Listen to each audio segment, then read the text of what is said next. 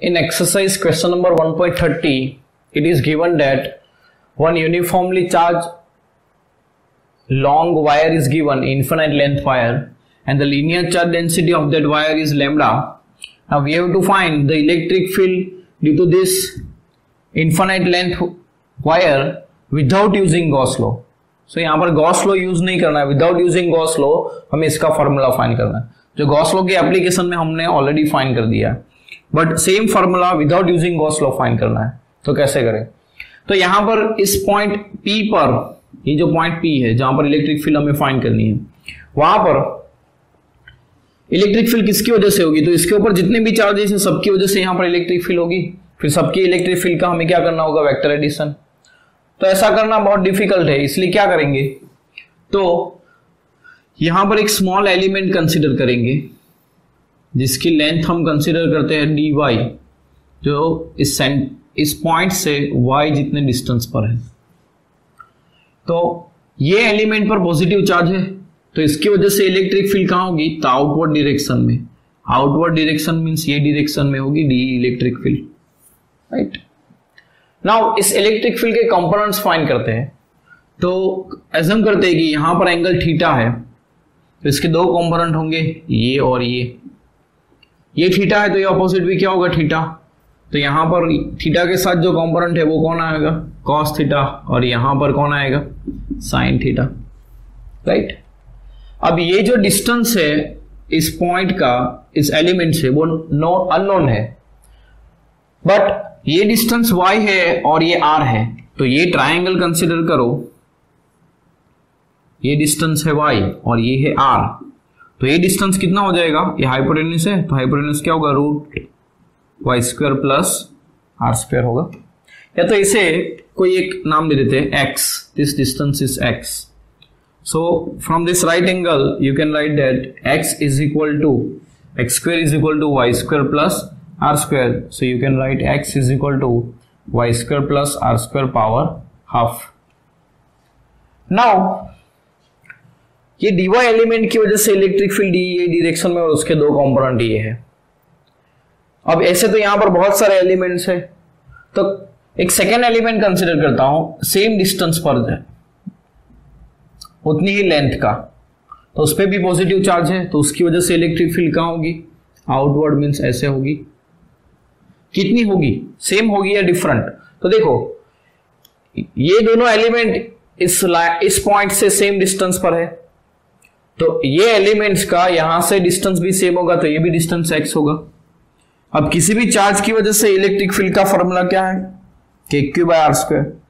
दोनों एलिमेंट की length same ली है तो दोनों के ऊपर चार्ज भी सेम होगा, दोनों का डिस्टेंस भी इस पॉइंट से सेम है, मींस r भी सेम है. इसका मीनिंग दोनों की वजह से इलेक्ट्रिक फील्ड भी क्या होगी? सेम होगी. तो इसकी इलेक्ट्रिक फील्ड डी है तो इसकी भी क्या होगी? डी ही होगी. अब इसके भी दो कंपोनेंट का हम फाइंड करें. अब यहां पर एंगल थीटा है तो यहां पर भी थीटा होगा. ऐसा क्यों? क्योंकि दोनों एलिमेंट यहां से सेम डिस्टेंस पर है, तो दोनों सेम एंगल सबटेन करेंगे. तो ये थीटा है तो ये भी थीटा होगा. अब ये थीटा है तो इसका ऑपोजिट ये भी थीटा होगा. तो इसका भी कंपोनेंट फाइंड करें तो ये कौन सा कंपोनेंट होगा? D cos theta. और ये कंपोनेंट कौन सा होगा? D sine theta. ना भी डी का मैग्नीट्यूड फाइंड करते हैं. तो electric field due to small element क्या होगा? के, उसके ऊपर का चार्ज और उसका डिस्टेंस. तो उसके ऊपर का चार्ज पहले फाइंड करना होगा. तो स्मॉल dy लेंथ एलिमेंट के ऊपर कितना चार्ज होगा? तो charge on dy length element is dq, that is equal to unit length में कितना चार्ज है वो गिवन है, लैम्बडा. लीनियर चार्ज डेंसिटी को क्या बोलते हैं? 1 मीटर लेंथ में कितना चार्ज है? तो 1 मीटर लेंथ में लैम्बडा चार्ज हो तो dy मीटर में कितना होगा? Lambda into dy. फिर चार्ज मिल गया उसके ऊपर का, तो उसकी वजह से इलेक्ट्रिक फील्ड फाइंड करते हैं. तो electric field due to dy length element is dE is equal to k, उसका चार्ज dq डिवाइड बाई उसका पॉइंट से distance x square kq/r² formula के ऊपर से. नाउ dq की वैल्यू सब्स्टिट्यूट करो तो k dq is equal to lambda into dy divide by x² is equal to what? So from here you can substitute x² is equal to y² plus r² power half. Now, to find the total electric field, you have to add vectorly all these electric fields due to all the elements.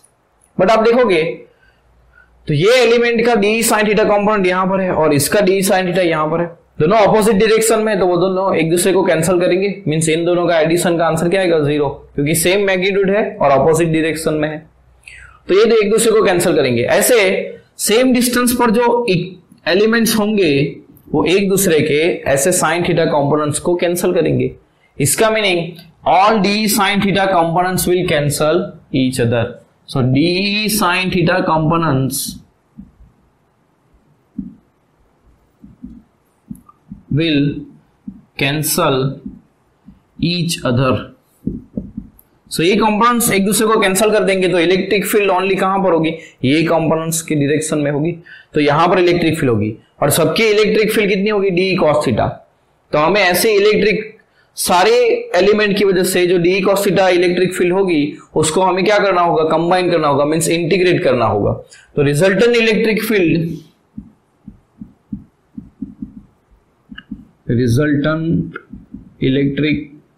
Field at a point E is equal to integration of this d cos theta. Now cos theta is also unknown for us. So from this triangle, this is y, this is r and this is x and theta is here. So write down cos theta.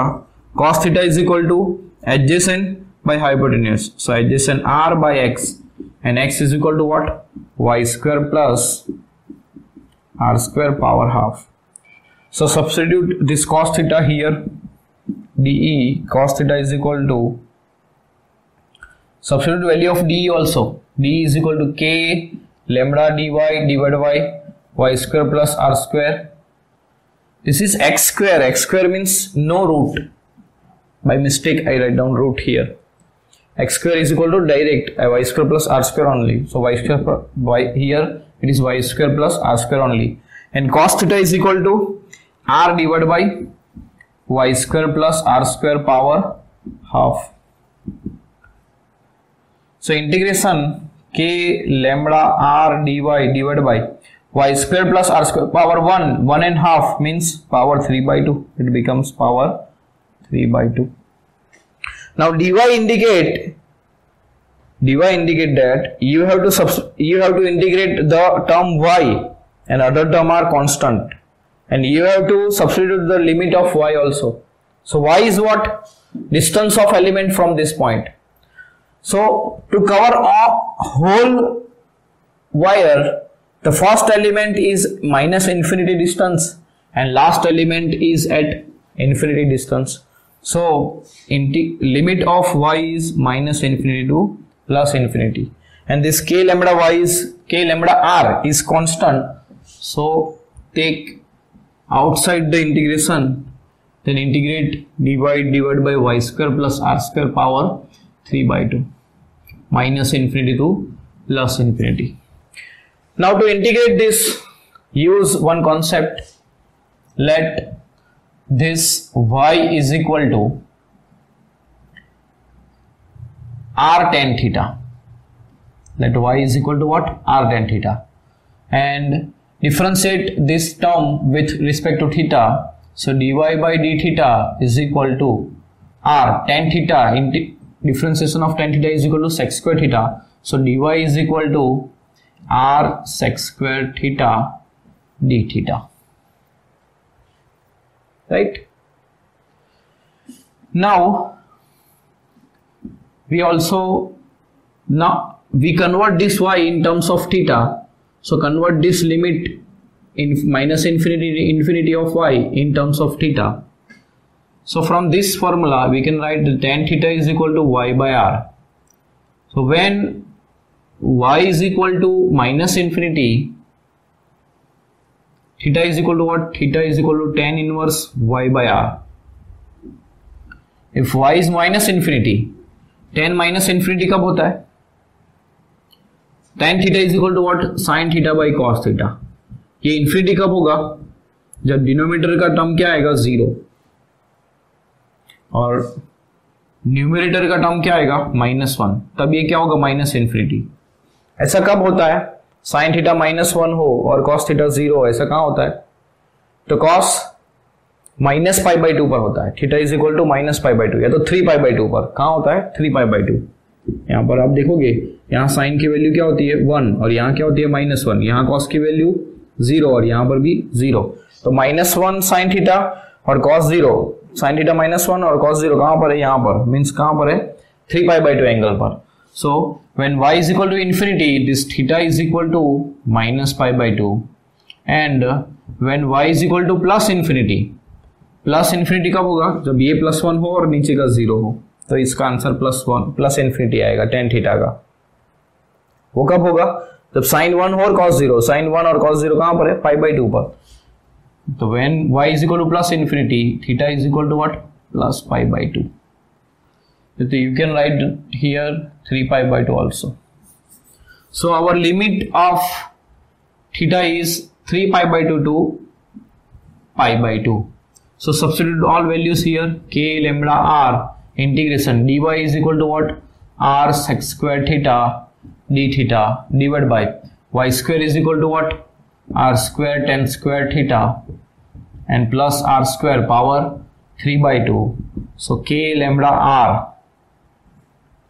r sec square theta d theta, take r square common, so r square power 3/2 means r cube, and here tan square theta plus 1 remain power 3/2 and limit is 3π/2 to π/2, right?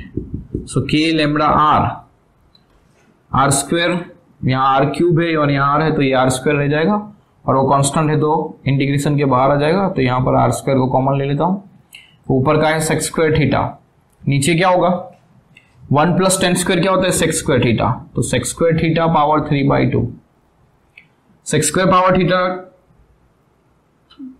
Power 3/2 means 2 cancel, sec cube,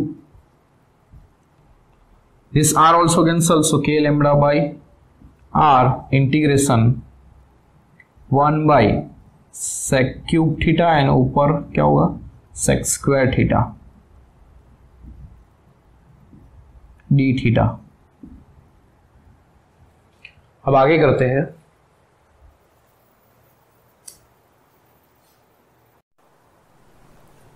अब ये integration को further करें तो क्या होगा sec square theta and sec cube theta, so denominator में 1 sec theta रह जाएगा into d theta, 1 by sec theta means cos theta और लिमिट क्या है हमारी 3π/2 टू π/2। cos थीटा का इंटीग्रेशन क्या होता है sin थीटा और लिमिट है 3π/2 to π/2। So upper limit substitute करो तो क्या आएगा sin π/2 minus sin 3π/2। So sin π/2 is equal to what 1 and sin 3π/2 is equal to what -1, minus minus plus 1, so 1 plus 1 it becomes 2, so 2 k lambda by r. This is electric field due to infinite length wire. This formula is same as we derived already in application of Gauss law. So without using Gauss law you can also find the electric field due to different elements also, but it is easy to use Gauss law. This will give result immediately. Now you can substitute in terms of k 1 by 4 pi epsilon naught, so it becomes lambda by 2 pi epsilon naught r, right? So important numerical and long numerical, you have to practice for this.